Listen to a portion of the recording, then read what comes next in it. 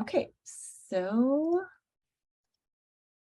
we are going to talk about lesson 5. So lesson 5, it's for reflecting and sharing. And there's 3 main activities in lesson 5. One is a review of vocabulary, one is student self-reflection, and one is classmate comments where the students show their projects and have an authentic audience. So in my experience, I think it's a lot for one day and one lesson. So as expert teachers, we're going to decide what we feel like students would benefit from the most. Reviewing the vocabulary, this could be a quick activity. This is a page in their workbook on page 26. So you can have them write or draw what they think these computer science words mean.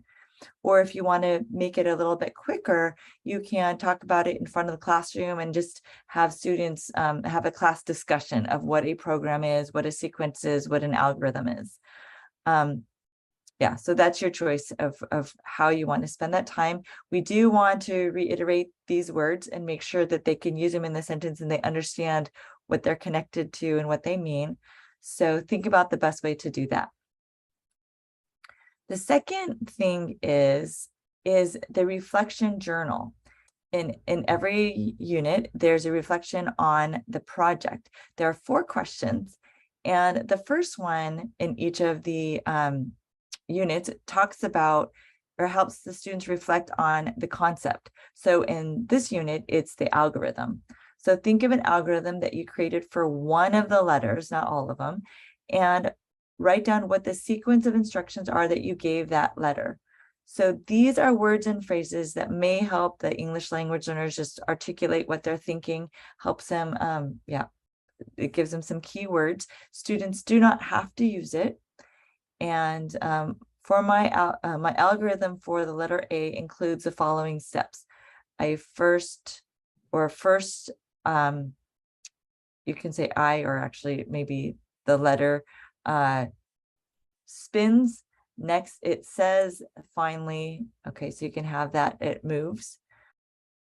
Tinkering, so the second question will have to do with the process. So this is tinkering. One unit will talk about planning, and the next one will talk about building, what their experience is, and just having them know that this is part of the process of creation. Tinkering means to make small changes to understand, improve, or to fix something. What is something that you figured out through tinkering in this unit? So yeah, these are the helpful phrases I figured out using that vocabulary word by tinkering with Scratch in my project. The last 2 questions are the same in every unit, and that is, what problem did you face while creating this project? How did you respond to the problem? And then what is something you did or learned in this unit that you're proud of? And we really want to emphasize and have them reflect and think about, yeah, I did this. I created this from scratch. So you can have your students write these answers in their workbook. You could use it as a partner activity if you want them just to talk about them. You can pick 1, 2, 3 of those different questions if you think it's too time consuming for them. Or you can give them the link to the Google form and have them do that at home. So that's a workbook page. And then this is a reflection page. It's not a lot of space for writing. If we had a journal for this class, this would be a really good place to put it in and reflect, how many, the problems that they face and what they've overcome and things that they're proud of. Yeah, it's time consuming. Students have to be trained to think reflectively, but we know that that's where a lot of the learning comes in when they reflect on the process. And so this page, we have set it up so that the classmate shares his or her project with 2 other people. And some teachers have the student give their workbook to another student, and they look at the project online through the studio. And then these sprites, adjective, and backdrop, that is connected with this checklist.